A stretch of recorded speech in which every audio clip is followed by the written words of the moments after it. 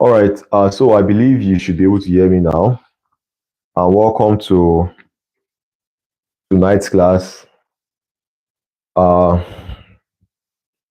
be seeing lots of familiar questions because we're majorly going to be treating questions from the last test. All right, so we have a couple of questions to solve, and we'll be starting with a question on function and mapping. Now, I would love you to pay attention to every detail whenever you're solving questions on functions.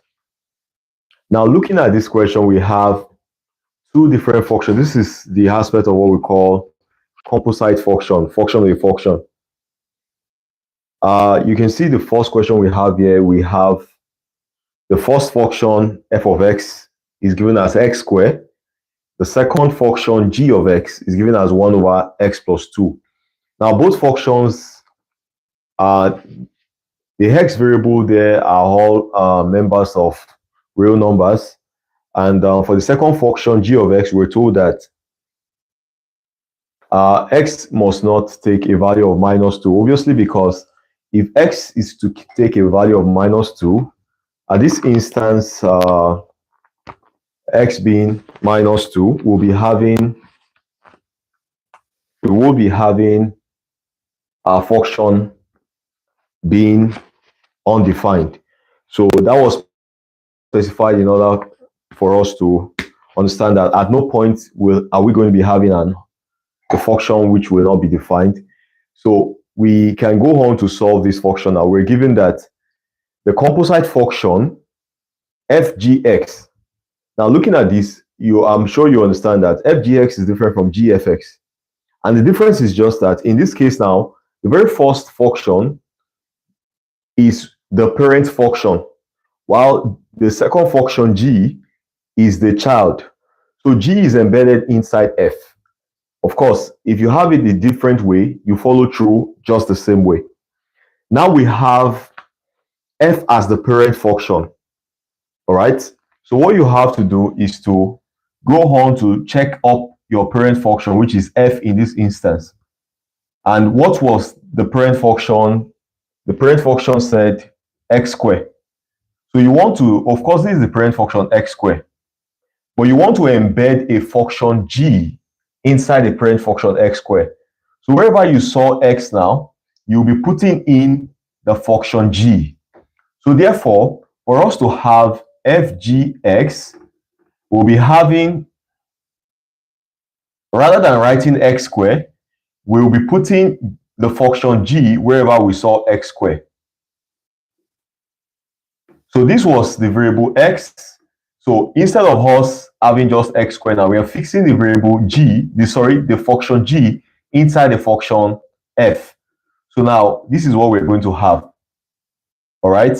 Now the question told us that we are supposed to find x, given that the composite function fgx is equals to 4 over 9.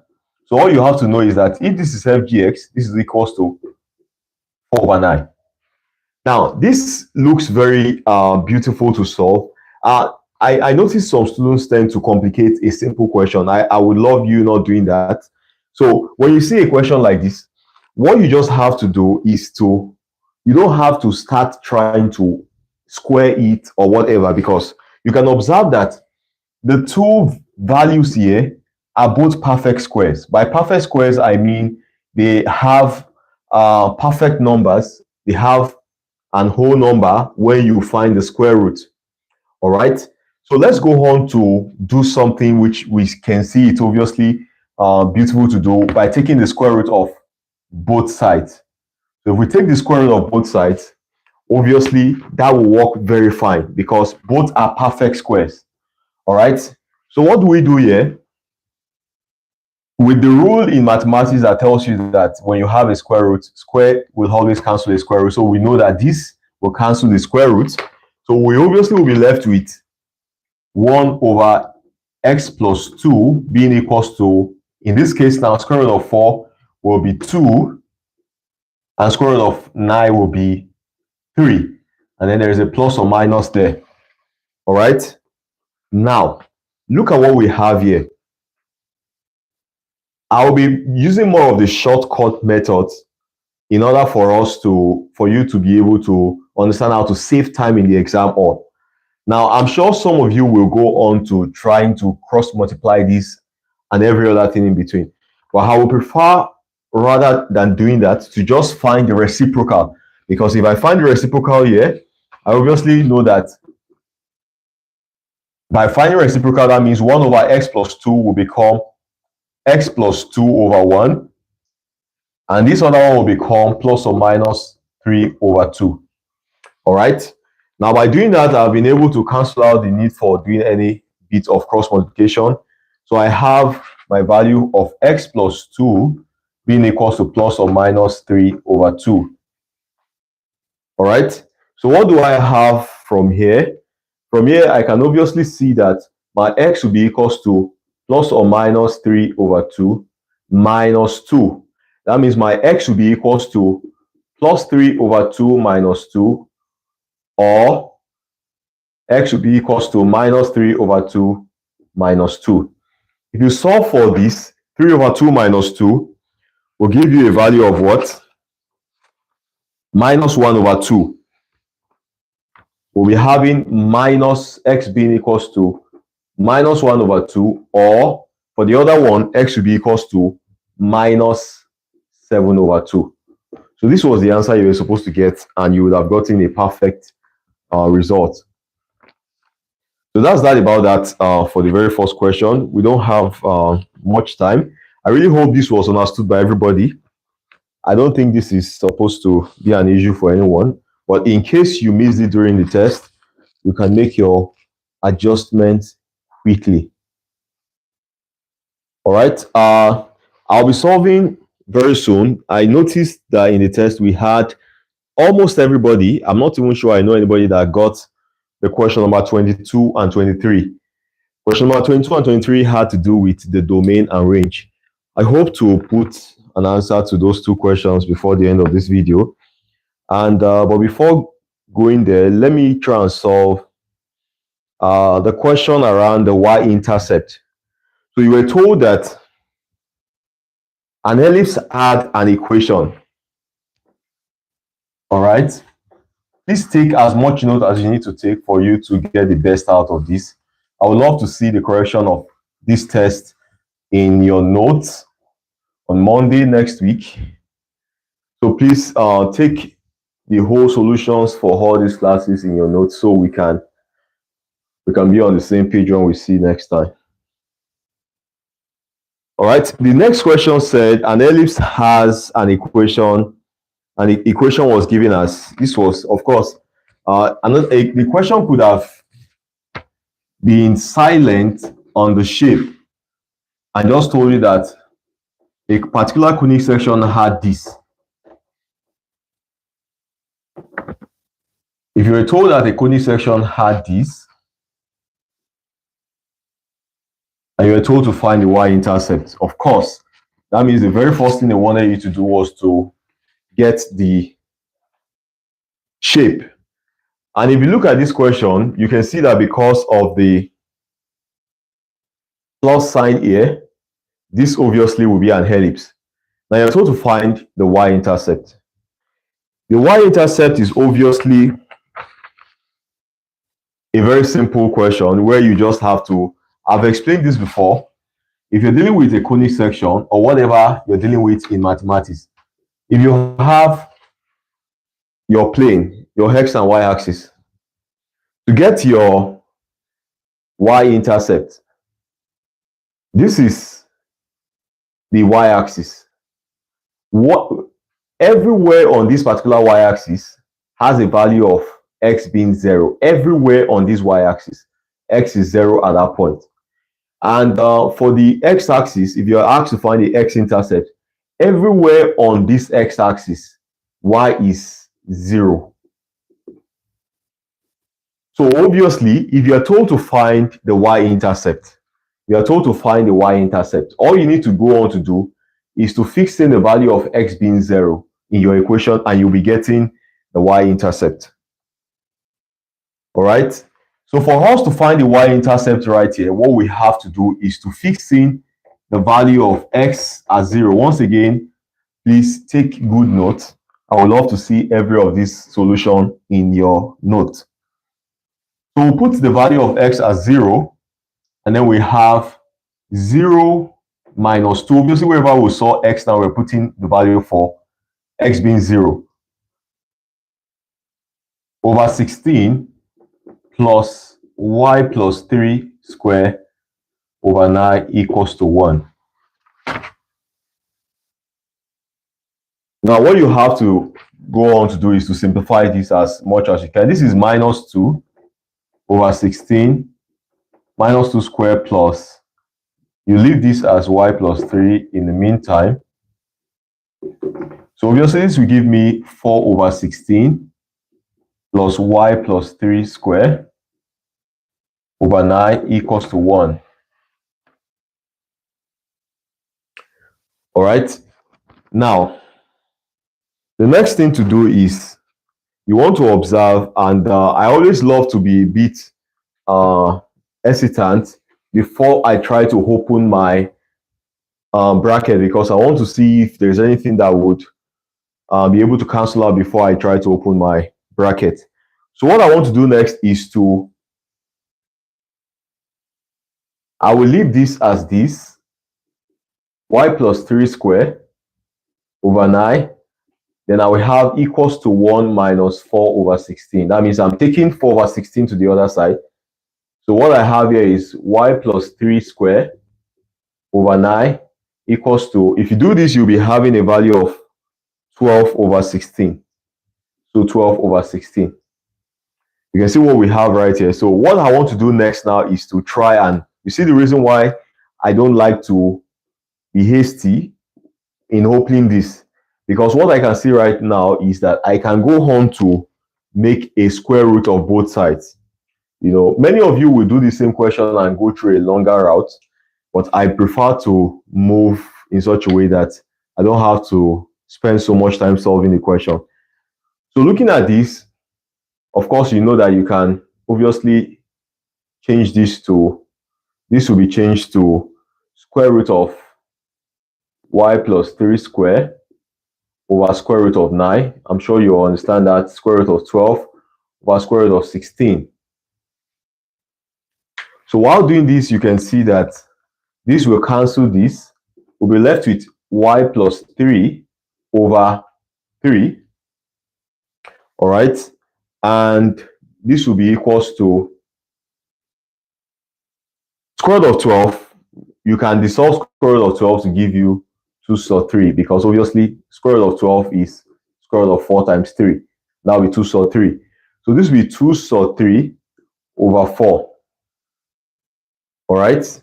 And at this point, you can have your plus or minus. All right. Now, what you want to do next is to,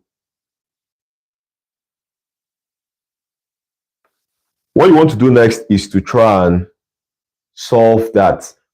Now, again, I don't have to waste so much time in trying to cross multiply. What I want to do next is just to multiply both sides by 3, because I can see the denominator here that is preventing y plus 3 from standing alone is 3. So if I multiply both sides by 3,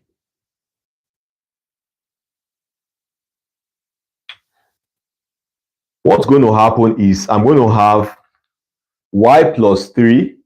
This will cancel this obviously, so I'll be left with y plus 3 standing alone. And I'll be having equals to plus or minus 2 times 3 here will be 6 square root of 3 over 4. I hope this is seen properly. Probably not seen as much as it should. Let me just write it here. Over 4, sorry. So we have over 4. So I've been able to simplify my work. Let me try and complete the rest right here.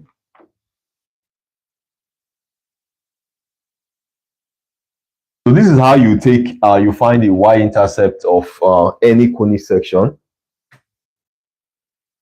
So we have y plus 3 equals to plus or minus let me write that here. So this is what we had at the last instance.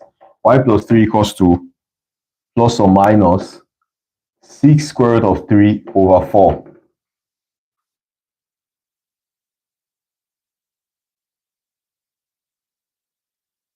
So the next thing is for us to cross these 3 over to the other side.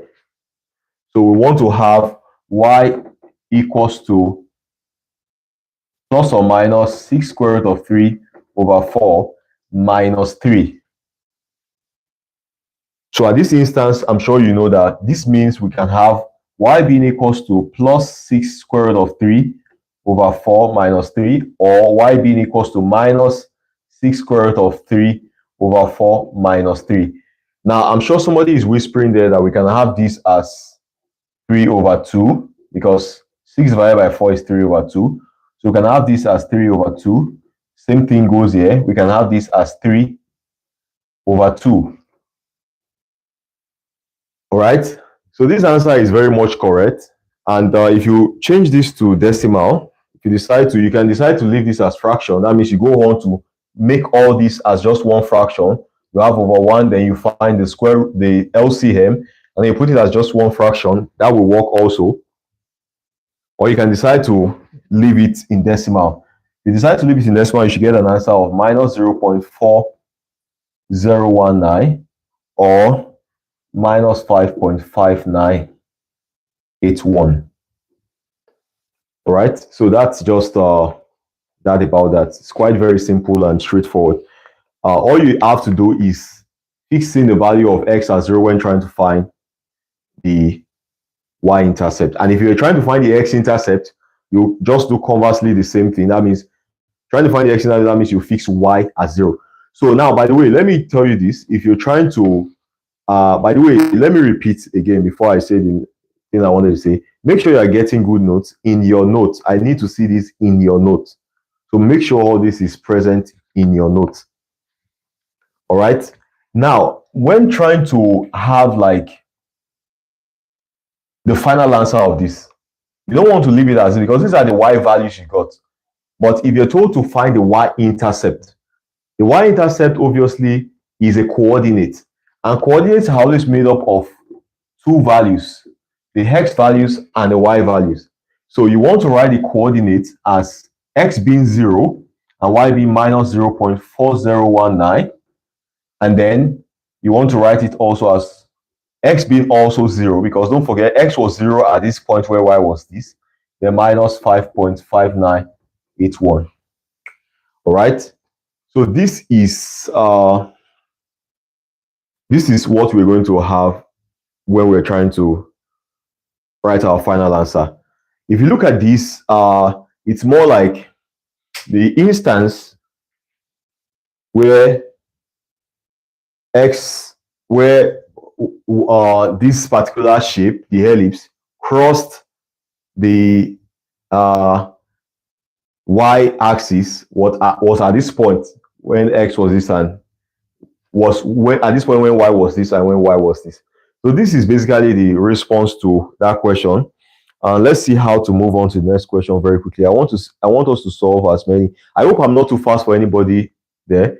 I'm trying to just see how we can solve as many questions as possible tonight. All right. So let me solve a question for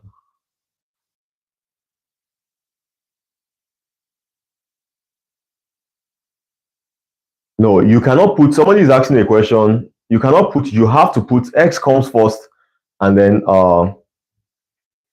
based on coordinates, x comes first, then y comes next. So let's relax with this trigonometric question, the only trigonometric question you had in the test, which I was quite surprised we still had people that did not have it correctly. So the question read that we should talk about the quadrant where theta was if we have cos theta being less than 0 and cosec theta being greater than 0. So this was the question we're supposed to talk about. We're supposed to talk about the quadrant. I'm sure and I believe everybody should understand what we mean by quadrant. But when we talk about quadrant, we're talking about, we have, under trigonometry, we have 4 different quadrants. All students takes calculus. All right.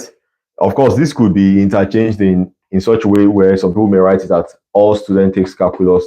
But what really matters is the identification. So with what I did right here, I'll be identifying this as the first quadrant, this as the second, this as the third, and this as the fourth. All right.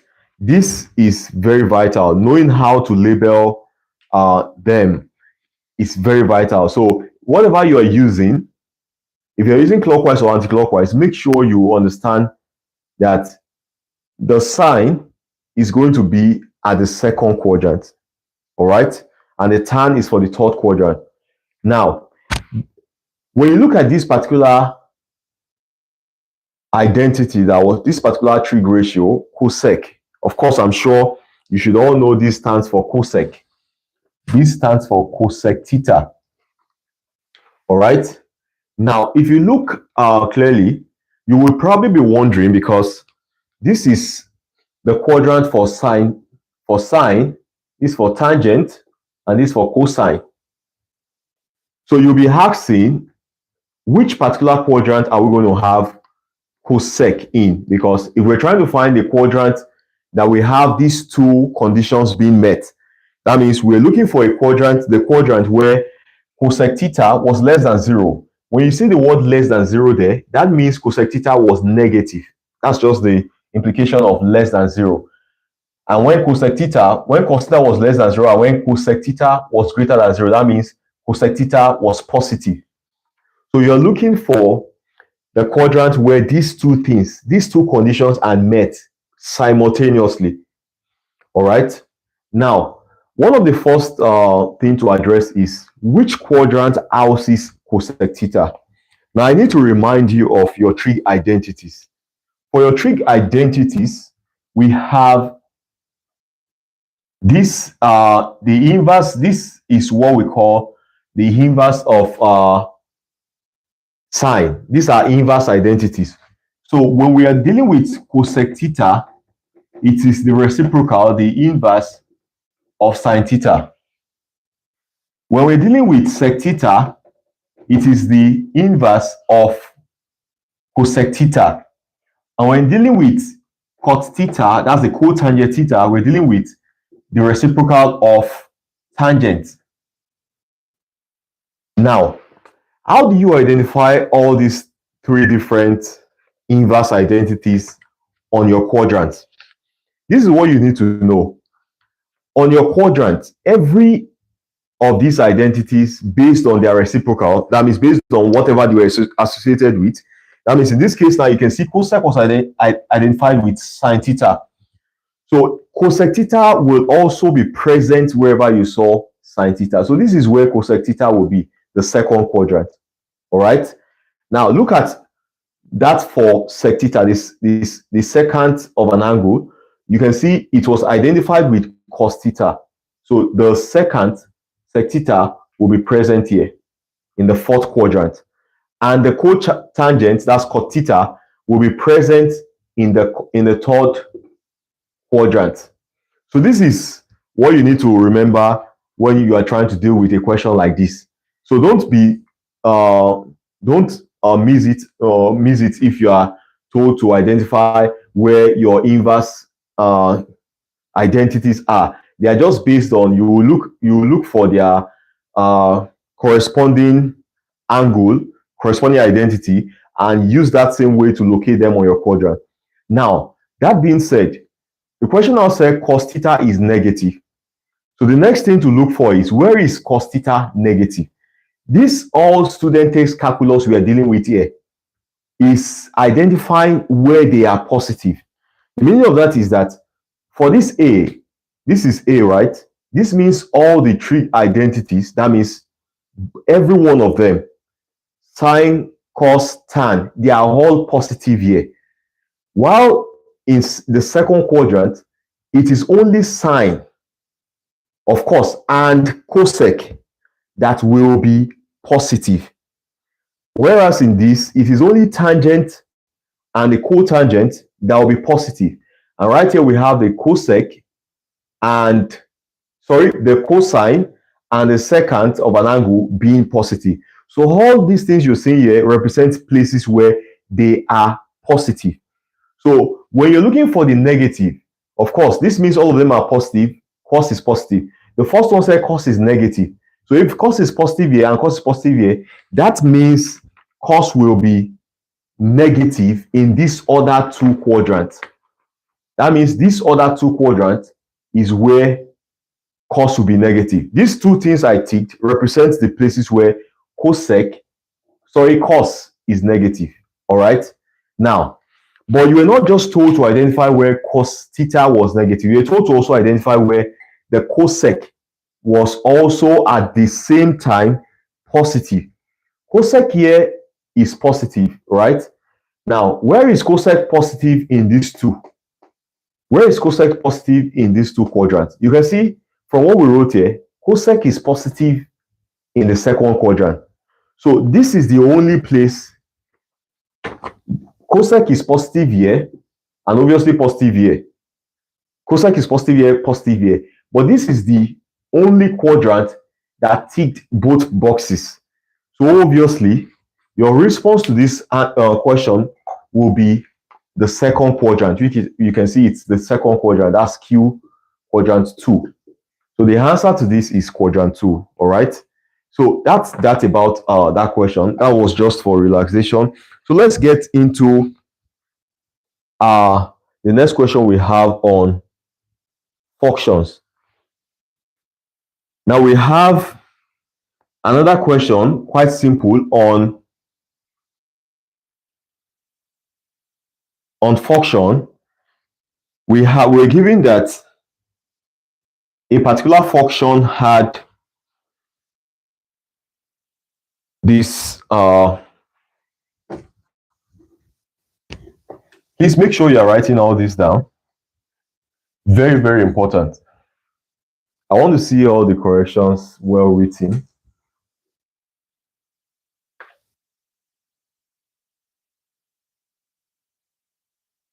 All right, so we have the first function. That means the function f of x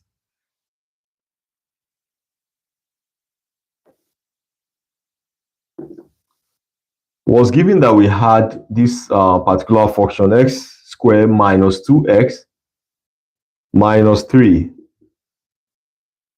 Now, and we're told that x was an element of real numbers. Very, very important. You always need to take note of all those things because those are some of the places where your answers may lie. And we have a value of x ranging between 0 and 5. Then we're also told that another function g had the value of ax squared plus 2. And also we're told that x was an element of real numbers. And we're told that a is a constant.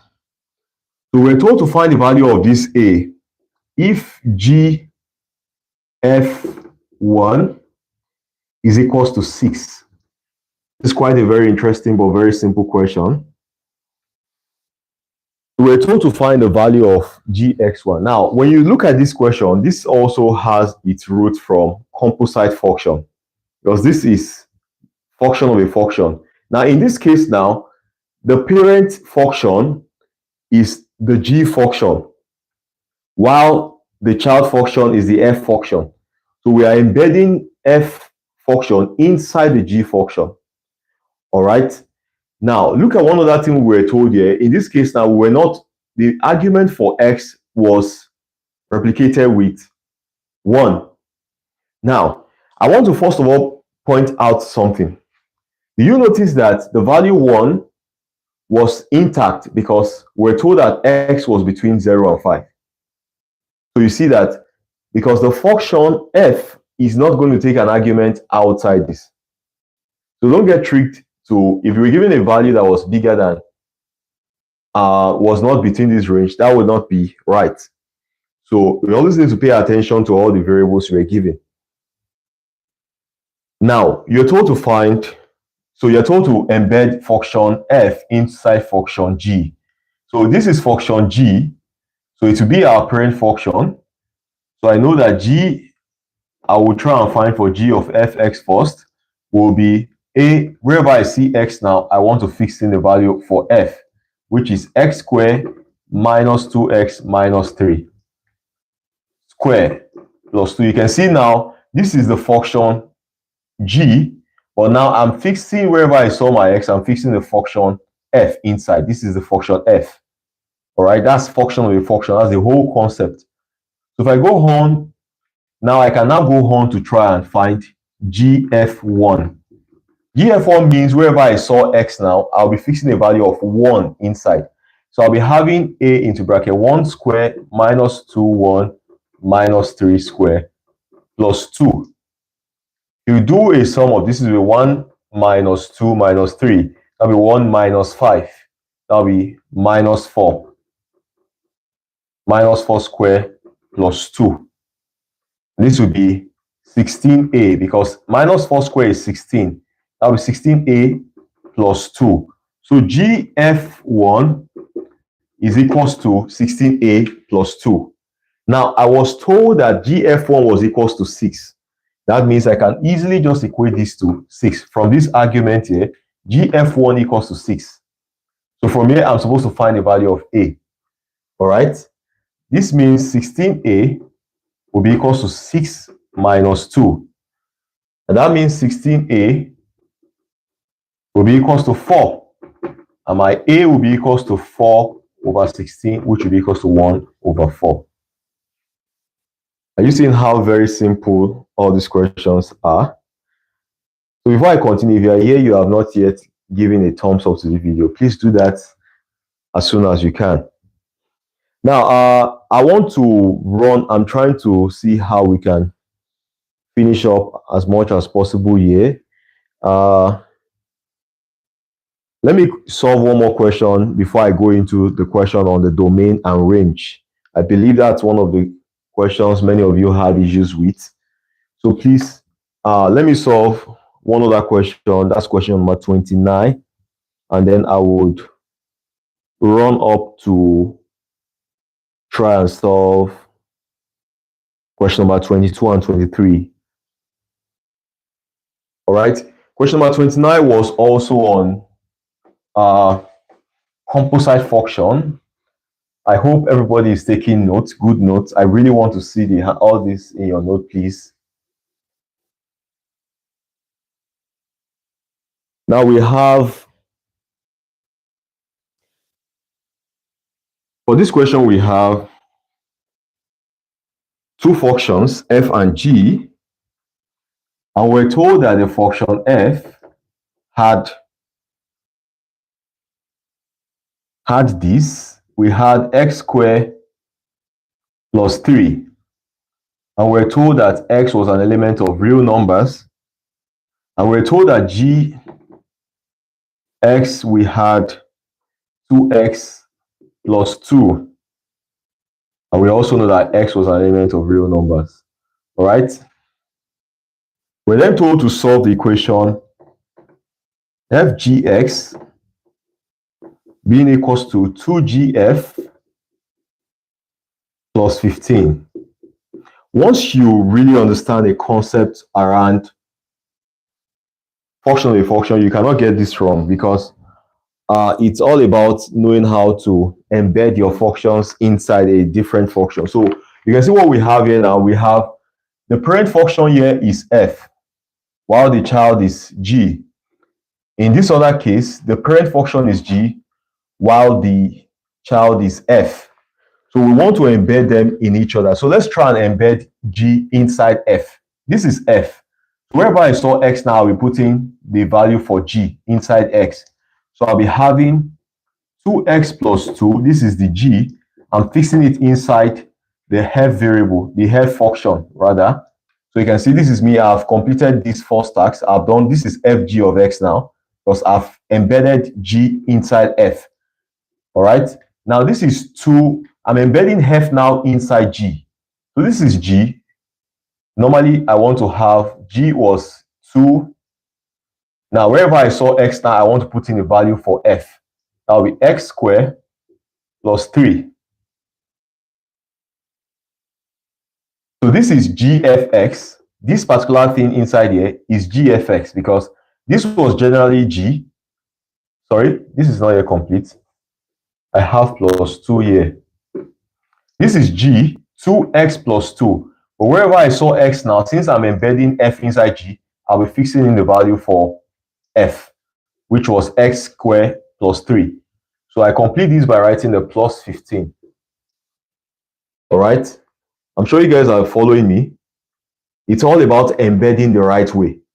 Embedding it the right way. So one of the things you can always do when you are done embedding is to try and look at your resultant function and try and see if it looked like the parent. So your resultant function must always have the feel of the parent, only that wherever x was before, the child function will now be fixed inside. So in this case now, this was the f. Look at the f function now. X squared plus 3 was the f function. X squared plus 3. This was supposed to be x squared plus 3. You can see. But wherever I saw x now, I'm fixing the value for g there, which is this. So that means I got that correctly.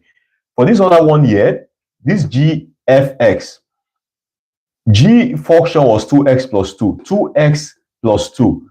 Wherever I saw x, I'm fixing in the f function in there. So, and these other things that were close to g of x, that's 2 here and 15. You have to know how to use your bracket, where you can see the way I use my bracket to bring out g of x separate from 2. All right. Now you want to go on to solve this because that's exactly the whole thing you were told to do.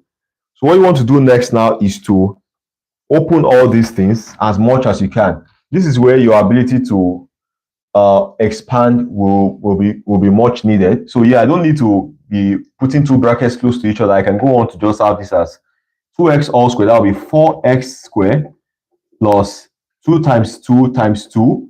That will be 8x. Then plus 2 squared. That will be 4. Then plus 3 will be equals to 2. So I open this up. I have 2x squared plus 2 times 3 will be 6. Then plus 2. Then plus 15. So this will be 4x squared plus 8x plus 7 equals to 2. Then we have 2x squared plus 8 plus 15. So I want to open this now. I'll be having 4x squared plus 16 plus 15. And I have 4x squared plus 8x plus 7. All right. Now, I don't need to do so much here. I can see that 4x will cancel 4x. If you don't know it that way, you can just say I'm crossing this to the other side. Of course, this will be 4x squared minus 4x squared. So, but you don't need to always do that. Once they have the same thing, they will obviously cancel out each other. So I'm left with 8x. So what I want to do is to collect like terms. I fix the 8x, which add the x variable on the left-hand side. And I want to throw out all the other constant terms to the other side. So 16 plus 15 will be 31. 31 minus 7 will give me a value of 24. So I have 8x being equals to 24. So when I have 8x being equals to 24, my x obviously will give me a value of what? 3. I'm sure that makes sense to everyone. So this is just all very simple. I'm sure you guys agree with me that these are quite very easy. So because of time, we may not be able to, of course, let me pick up the last question I would love to solve before checking out of this meeting. I have another meeting very soon, so I wouldn't be able to extend this further. Let me solve this last question around the domain and range, and we'll continue from here tomorrow. Right?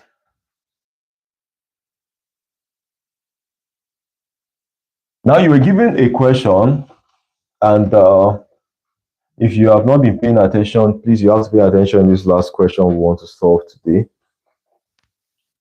You were told that a function was defined by f of x being equals to square root of x plus 4.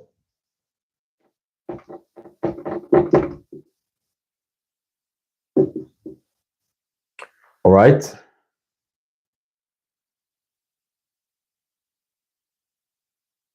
So f of x was equals to square root of x plus 4.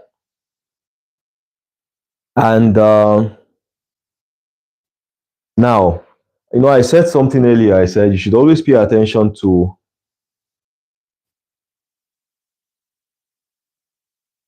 all these other things given.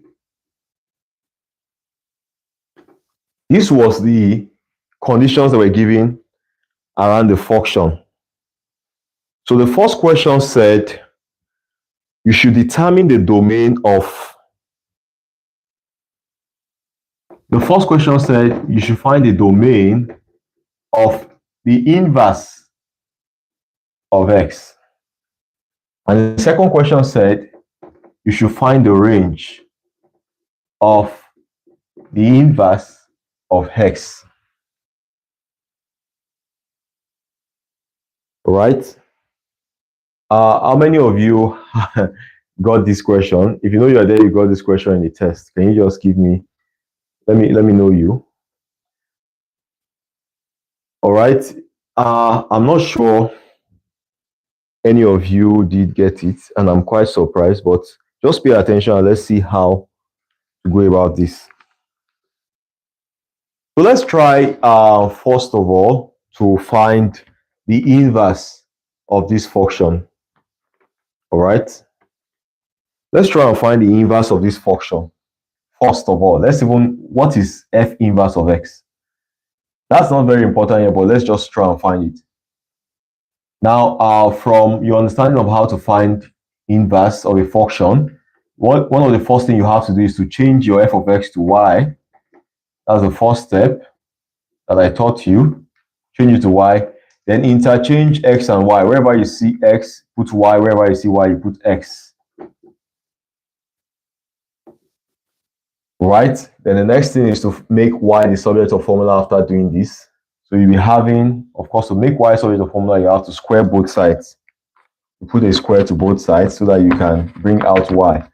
So you put a square to both sides, and this will obviously cancel this. All right? So you'll be having y plus 4 equals to x squared, and then y will be equals to x squared minus 4.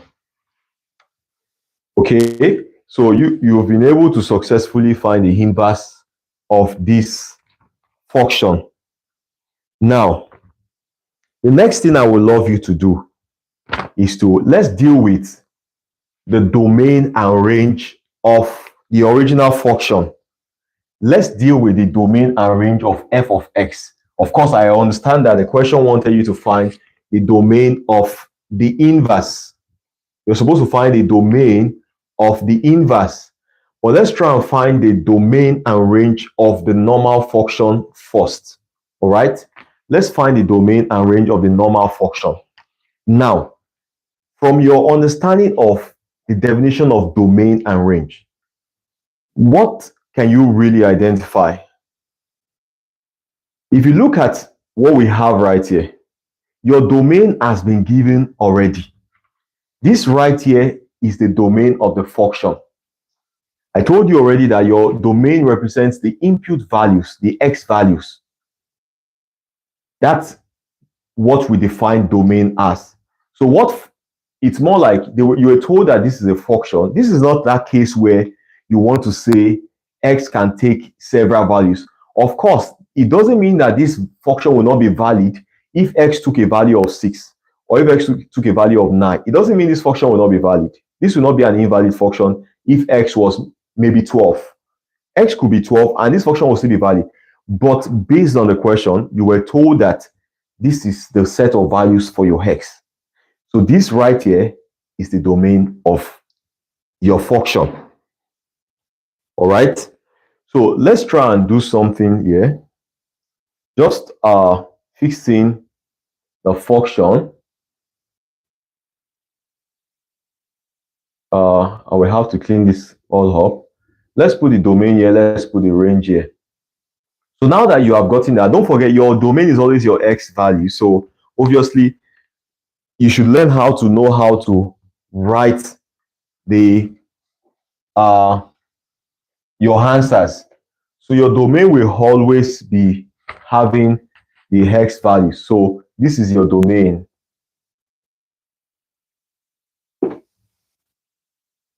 If I bring this out in an exam, or I'll be so shocked again if you still go on to miss this. All right. Now this is the domain. We have finalized that. That's no longer an issue. Now, how do we go on to find the range of f of x? This is the f, not the inverse function. Now, this is the f of x we are still dealing with. How do we go on to find the range? Of course, your domain is what brings out the range. I'm sure you all know that. Your range comes from your domain. So you don't get, your range can never take a value outside the scope of your domain. And what is your range? Your range is the values of which your function will give you when you fix in the value of your domain. Very simple. So in this case now, what you just need to do to get your range is to try and find, because you can see the domain said x was between 0 and 5. So to find your range, you go and find for when x was 0, and you go and find for when f was 5.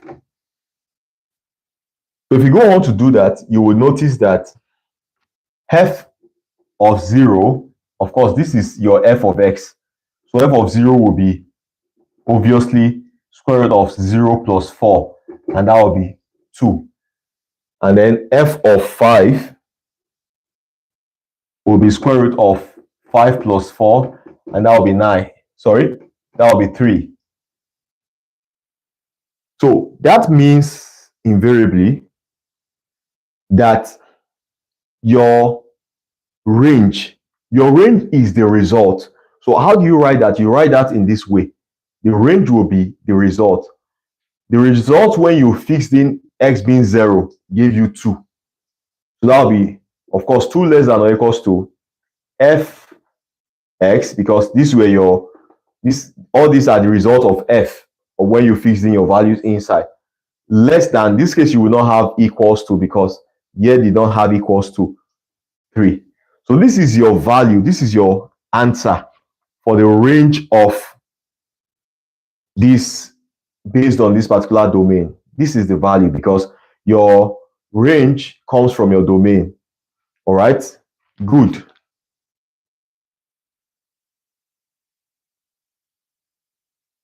Now, the next thing to now do, please can you indicate if you are really following me at this point? If you understood everything I've said up until this point, can you please indicate? Let me know that I'm really carrying you guys along. Okay. So you can really understand. Who are the guys that have not given this video a thumbs up, by the way?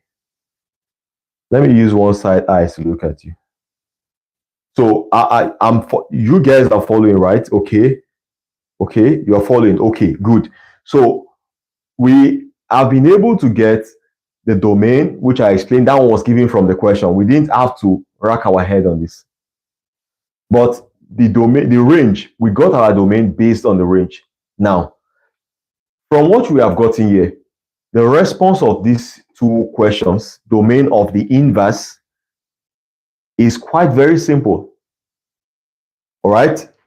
Now, for you to find the domain of your function, the inverse function, please pay attention. All right. Please pay attention. Please pay attention. Really, this is very important. I want you to hold this very strongly. The range of your original function will be the domain of your inverse function, and the domain of your original function will be the range of your inverse function. That means I'm just going to, for me to get the domain of the inverse function, I will put in the range.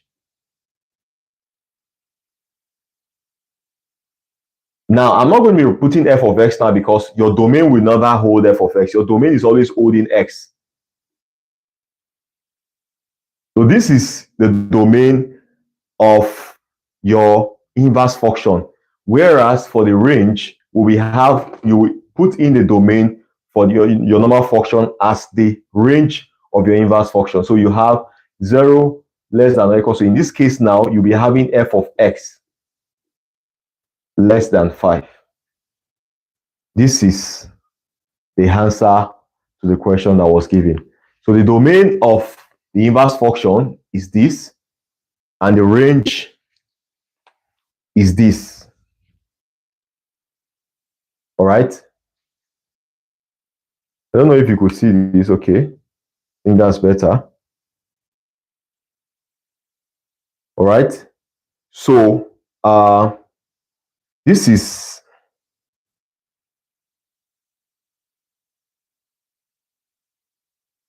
obviously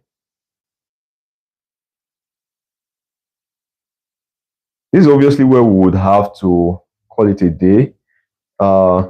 Tomorrow, same time, same venue, we'll be meeting right here. We're meeting right here, same time, same venue. I really hope you guys can keep up with the momentum. It's time, and you're getting very close to your exam at this point. And these are some of the questions. Right here, we'll be solving several questions that could come out, questions that could help you in solving questions that would come out. So please ensure you stay tuned. Stay tuned to whatever your reps will be telling you. I really want to see you guys AC this time around. The exam should not be like many of your tests. I want you to put more effort. For those of you that have your timetables already, please work with them very greatly. Ensure you are burning the midnight oil. Solve lots of questions. And tomorrow we'll meet again to continue with our solutions, our corrections, and everything. And of course, I could probably ship in some new questions in. So just try and stay tuned and make sure you hang around here. Guys, thank you very much for joining. We'll see tomorrow, 9 p.m. tomorrow, 9 p.m. tomorrow. Let's see tomorrow. Thank you, guys.